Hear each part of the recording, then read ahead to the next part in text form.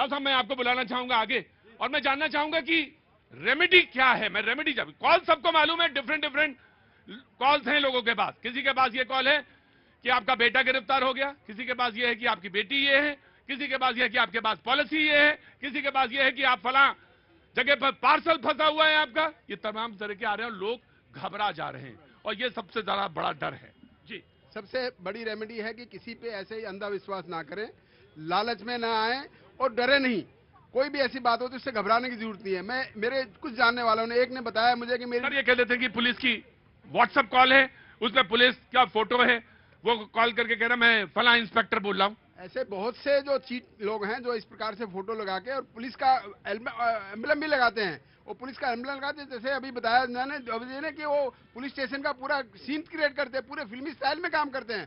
पूरा police station, वर्दी और उनके पास हथकड़ी, लॉकअप, ये सब दिखाते हैं वो। और यही दिखाने के बाद आदमी डर जाता है कि वास्तव में ये तो पुलिस वाले। तो सर लॉ क्या कहता है? कहता है कि मैं गिरफ्तार करने आ रहा हूं, तो ऐसा होता है क्या? ऐसा कभी नहीं होता। कोई गिरफ्तार करने, ऐसे किसी फोन करके कोई गिरफ्तार करने नहीं आता। और कोई भी आते कहे गिरफ्तार करने आता हो, आ जाओ। जो ही आदमी ऐसा बोलेगा आ जाओ मैं यहीं पे हूं, कोई नहीं आएगा, बिल्कुल नहीं आएगा। ये हिम्मत रखनी चाहिए आदमी को हमेशा कि कोई भी ऐसी कॉल करे तो कहते आ जाओ भैया, कोई दिक्कत नहीं है, हम यहीं पे हैं। अंशु ये होना चाहिए। मैं आपको बुलाना चाहूंगा, सुप्रीम कोर्ट में वकालत करते हैं। मैं जानना जो डिजिटली जो लोगों को डराने का, दहशत का जो एक तरीका है, उस पर कैसे किस तरह से काबू पाया जाए। सबसे पहले किसी भी व्हाट्सएप कॉल को आंसर, जब अगर वो नंबर नहीं पता तो उस नंबर को आप आंसर ना करें, क्योंकि कोई भी जैसे मान लीजिए मिसाल के तौर पे मैं आपसे एक सवाल कर रहा हूं, मेरे लिए तो बड़ी मजबूरी है कि अगर मैं अननोन नंबर नहीं उठाता हूं तो कहा जाता है ये बड़ा बदतमीज जर्नलिस्ट आदमी है, ये फोन ही नहीं उठाता है, इसे कहता है कि फोन करो लेकिन फोन नहीं उठाता। दूसरी बात, आप कहेंगे कि आइडेंटिफाई हो सकता है नंबर जो भी आ रहा होगा, क्योंकि अब तो बड़े ऑपरेटर्स हैं, आपको पता चल जाएगा ये नंबर कौन है। एक अंतर है, अंतर यह है कि जब व्हाट्सएप पे कॉल आती है तो वो इंटरनेट कॉल है। अगर कोई व्यक्ति अगर आपसे बात करना चाहता है तो वह जीएसएम कॉल करेगा, और अगर एक कोई जीएसएम कॉल आया तो कोई भी भ्रमित इतनी जल्दी नहीं होता। एक मिनट सर, जीएसएम कॉल में और उसमें फर्क क्या है? देखिए जीएस दो तरह के कॉल होते हैं, एक तो नॉर्मल कॉल जिसको हम बोलते हैं पीएसटीएन कॉल, नॉर्मल कॉल आ रहा है, और दूसरा होता है जिसमें आपकी वॉइस इंटरनेट के थ्रू जाती है, जैसे स्काइप के थ्रू जा रही है, व्हाट्सएप है, टेलीग्राम है, सिग्नल है, ये सारे वेब कॉल हैं, डिस्कॉर्ड भी यूज करते हैं लोग। तो जैसा इन्होंने कहा कि यदि व्हाट्सएप पे सीधे सीधे कॉल आ रहा है, बंदा अवॉइड कर रहा है नॉर्मल कॉल, क्योंकि व्हाट्सएप तो कहीं से भी हो सकता है कॉन्फ़िगर। पाकिस्तान का नंबर यहां से चला रहे हैं लोग, ये देखिए +92 नंबर था, तो इन्होंने क्योंकि इंडियन नंबर बंद करने शुरू कर दिए क्रिमिनल के भी लगातार ट्राई ने, तो उन्होंने पाकिस्तान के नंबर यहाँ व्हाट्सएप पे कॉन्फ़िगर कर लिए। Now please.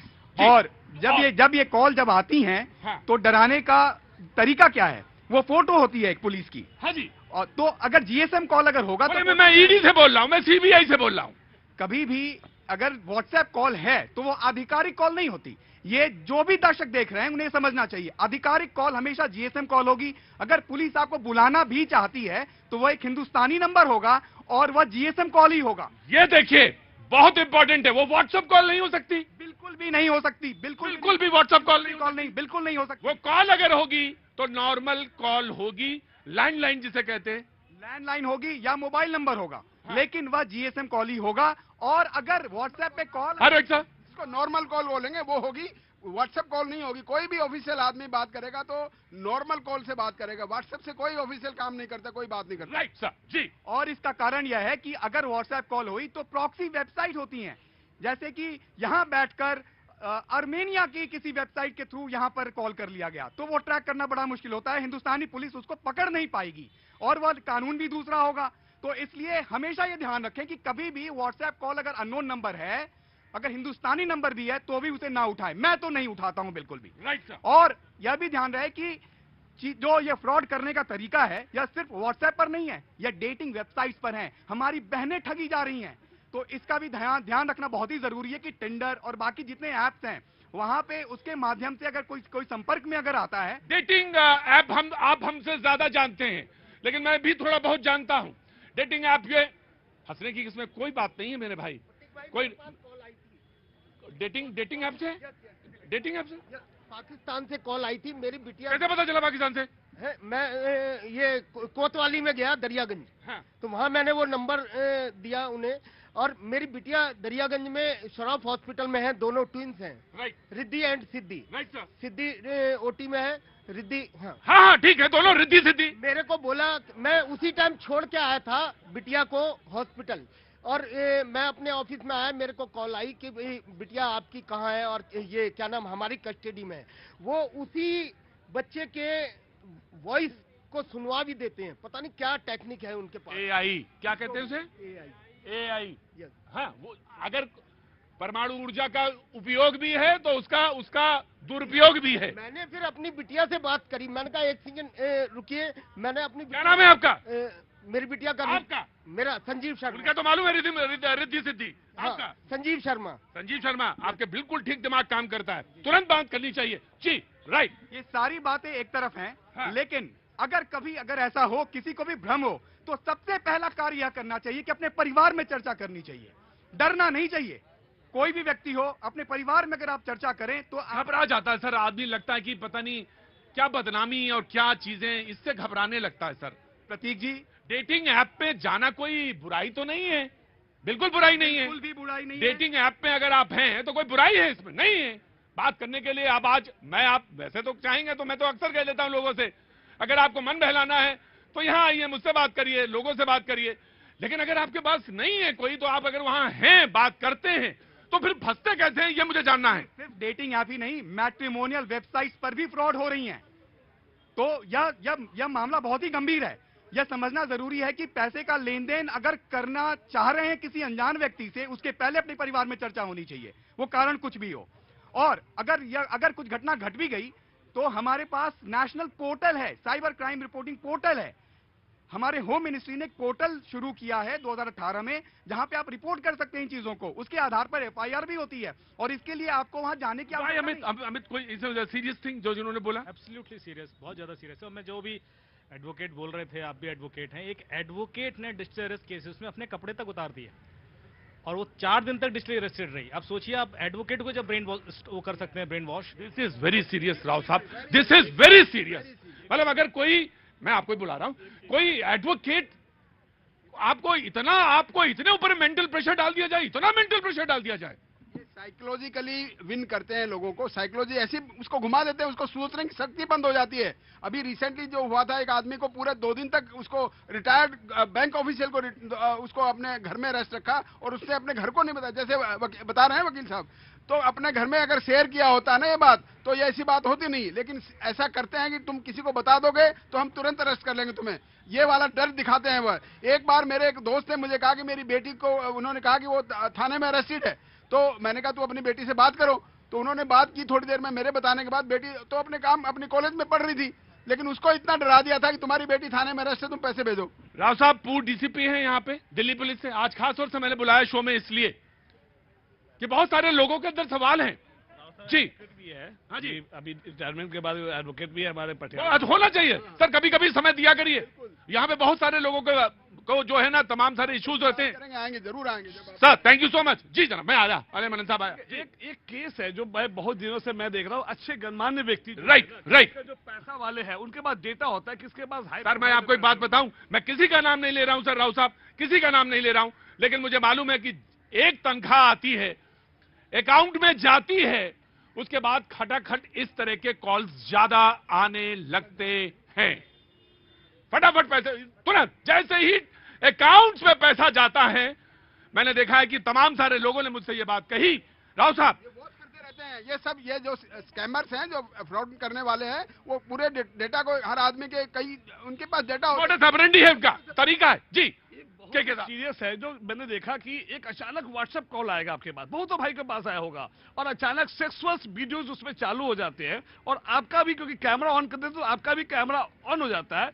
फिर बाद में आपको ब्लैकमेल करते हैं कि आप, क्योंकि आप फेमस चेहरा है, ये फेसबुक पे डाल दूंगा, मीडिया पे डाल दूंगा, जिससे अदरवाइज मुझे पैसे दो, और ऐसे बहुत सारे। और ये केस हुआ क्योंकि जो वीडियो आया वो आपत्तिजनक था मुंबई पुलिस के कमिश्नर जी। मैं अपने बेटी को या अपनी बीवी को नहीं बता सकता है, उसकी मजबूरी में उसको ब्लैकमेल 5,000 10,000 करके धीरे धीरे स्पेशल तिल तिल करके मारना, तिल तिल करके मारना। और अवेयरनेस बोलते देखिए, आप आज कितने पुलिस है स्टेशन है, उससे ज्यादा साइबर पुलिस स्टेशन क्यों खुला है? क्योंकि जितना ज्यादा हम ऑनलाइन ट्रांजेक्शन कर रहे हैं, जैसे हमारे मोदी जी ने कहा कि ऑनलाइन ट्रांजेक्शन करो, उससे सेफ रहेगा, लेकिन ये जो चोर होते हैं वो तरीका भी चोरी का नया ढूंढ लेते हैं। मैं ये जानना चाहता हूं कि इससे निपटा कैसे जाए। एक यंग वकील जो है सामने बैठा हुआ दिख रहा है मुझे, प्लीज कम, आप तो टेक्नोलॉजी वाले एज के हैं, मुझे बताइए सर नाम पहले जानना चाहूंगा। पलक। पलक, हाँ जी। सर मेरे को एक छोटा सा एक्सपीरियंस शेयर करना है कि मेरे अकाउंट में एक बार 5,000 रुपए आए और उन्होंने मुझे बोला कि वो गलती से ट्रांजैक्शन हो गई है, तो मैं हाँ, मुझे अभी जब शो में आ रहा था ये एग्जैक्टली कि 5,000 रुपए आए आपके अकाउंट में और फिर फोन आया कि गलती से आ गए 5,000 रुपए। तो मैंने उनको बोला कि आप प्लीज मुझसे कैश आके ले जाओ, मैं आपको वापस से ट्रांसफर नहीं कर सकती हूँ, बट वो आज तक भी वापस लेने नहीं आए मुझसे कैश। मतलब इस तरह का भी क्राइम हो सकता है कि आपको पहले ललचाया जाए और जब आप ललचाने में आ जाएं तो फिर आपको धीरे से ठग लिया जाए। उतारो ये उतारो, मेरी जान, आज शेव करा के आए हो? ठीक है, कटिंग शेव करवा दिया हमने। हाँ, मुझे वो इत्तला मिल रही है तमाम जगह से कि वो जो हैं जो आपके शो में आए थे वो अंतर्राष्ट्रीय खिलाड़ी हो गए हैं। अंतर्राष्ट्रीय हो गए। बिहार कब जा रहे हो माता जी के पास? 4 दिन बाद। हाँ, 4 दिन बाद टिकट दिखाना मुझे, और उसमें कोई ना कर देना खेल, अब पैसा ले लेना उसका, जाकर कैश दूंगा, ठीक है, जाके लेके जाना। जी, कहना नहीं मान रहे हैं, कहना नहीं। वो मेरे कहने से कान जो है मैं हिलाऊंगा, जब तो इधर वाला कान निकाल के इधर लगा दूंगा तो अपने आप ही चले जाएंगे। जी, मैं आया। ऑटो वाले भैया। सर ऐसे तो ऐप से जो हो रहा है, यहाँ तो खड़े बगल में बैठ के चाय पीते हैं और अच्छी अच्छी बातें करते हैं और वही लूट करके चले जाते हैं। ऐसा हुआ है 95,000 रुपए, यहाँ बैठता था, साथ में रहता था, साथ में घूमता था, ले गया मुझे ऑटो दिलाने के लिए कि मेरे मामा का डीलर है, वहां ले गया वो, और मुझे वहां से अंदर से चाबी मंगाया और मेरे को जो है स्टार्ट करवाया, बोला ये गाड़ी पसंद है, मैं बोला हाँ पसंद है। उसने फिर वो गया कड़कड़डुमा कोर्ट पर, उसने एग्रीमेंट भी करवाया, मुझे भरोसा हो गया कि बंदा ठीक है, पैसा ले गया सर। और उसके बाद में उसको फोन, उसने बोला कल तुमको दिला दूंगा, परसों दिला दूंगा, मुझे 2 महीना घुमाया। उसके चक्कर में मैं 2 महीने और बर्बाद किया उसका स्ट्रेस ढूंढने के लिए। और ये आप सोच रहे होंगे ये इसने कहानी सुनाई ऑटो वाले ने, उसमें पैसे देनदारी में थोड़ी बहुत मेरे भी थे, मैंने भी दिए थे इसको। मैंने सोचा था कि एक ऑटो चला लेगा ये और अपना बना लेगा। उस दिन का दिन है, आज से हमारी समझे धनतेरस की बात है, ये 3 साल पहले की बात है, 2 साल पहले की, सब जानते हैं यहाँ। वो नहीं आया, वो शख्स नहीं आया, और इस तरह के फ्रॉड हो रहे हैं। जी, मैं आपके पास आ गया। सर जी, हाँ जी, कोई कॉल आ गया है? अब रखो उसको, मार दस। जी सर, मैं बैंक ऑफिसर हूँ। बैंक ऑफिसर है जी, बैंक का मिलना जरूरी था अमित, बैंक का मिलना जरूरी था, बैंक ऑफिसर है। मैं आपका बहुत स्वागत करता हूं sir, thank you so much for coming here, क्योंकि बहुत सारे लोगों के बहुत सारे सवाल बैंक से भी जुड़ जाते हैं। सर, बैंक में इस तरह के फ्रॉड आजकल पिछले 8 साल से काफी बढ़ रहे हैं और हम लोगों ने इसके ऊपर साइबर सेल बनाया हुआ है। सर आप अंदर आइए सर, अंदर आइए sir, thank you so much. इधर से आ जाइए सर, बैंक ऑफिसर हैं ये जब आप सोशल इश्यूज पे बात करते हैं, सोशल मुद्दे पे बात करते हैं, तमाम हिस्सों पे बात करते हैं, तो कोई ना कोई इस भीड़ में बहुत सारे लोग खड़े होते हैं, और बैंक ऑफिसर है। आप बोलें कि 8 साल से ये केसेस ज्यादा बढ़े हैं। कोरोना के बाद तो काफी ज्यादा बढ़ गए हैं और हर समय किसी के कस्टमर के खाते में 100 रुपए 500 रुपए आते हैं और कहते हैं कि भैया ये हमारे गलती से आ गए, मुझे इसको वापस देना है और आप मुझे इसमें ट्रांसफर करेंगे तो पैसे वापस आ जाएंगे। लेकिन वो बंदा क्या करता है कि हमेशा उसको गलती से कहीं कहीं वो फंस भी जाता है। और तो सर वापस करने में होता क्या है? क्या करता है, वो एक SMS भेजता है, उसको कहता है क्लिक करो इसको, ये SMS उसमें बोलता है कि 100 रुपए SMS खाते में भी आते हैं और SMS भी उसको आते हैं। जैसे वो क्लिक करता है उसके खाते से सारे पैसे निकल जाते हैं, सारे पैसे बिल्कुल ही खत्म हो जाते हैं। जी, खाते की डिटेल, उस जो मैसेज होता है उसमें सारी की सारी डिटेल, और जो उससे जो कनेक्टेड सारे मैटर है ना, सारा का सारा उससे क्लिक करने से उसकी डिटेल चली जाती है उस आदमी के अकाउंट में, और उस आदमी के जो फोन करता है उससे लिंक ऐसा होता है कि वो सारा का सारा पैसा ट्रांसफर हो जाता है वहां पे। तो ऐसी चीजों से बहुत बचना चाहिए। कभी भी पैसा आ गया है तो आ गया तो ठीक है, देना नहीं चाहिए कभी भी, अगर दिया तो बहुत कुछ देना पड़ेगा। मैं डील कर चुका हूँ 50 केसेस में डील। 50 केसेस, अभी 10 पेंडिंग है। अभी 50 बैंक ऑफिसर हैं, आप ही की तरह भीड़ में खड़े थे। 50 केसेस ऐसे हैं कि गलती से पैसा आपके अकाउंट में आ गया, अब कहा जा रहा है पैसा वापस कर दो, और जहां पैसा वापस किया आपने, आपका अकाउंट, जोर से बोलो वरना खेल बंद करें अभी हम। सारी जिम्मेदारी मेरी नहीं है, आपकी भी जिम्मेदारी है बराबर की, है ना? जिम्मेदारी है ना? हाथों ने ना मारेंगे अभी। आपका चेहरा दिख रहा है तुम्हारा, अच्छा दिख रहा है, अब मुस्कुराहट आ गई है, बड़े सवाल भी तुम्हारे ऊपर खड़े हो गए हैं। अरे अब बात तुमसे कुछ नहीं करना, तुम जाओ सीधे कहां? वहीं बिहार।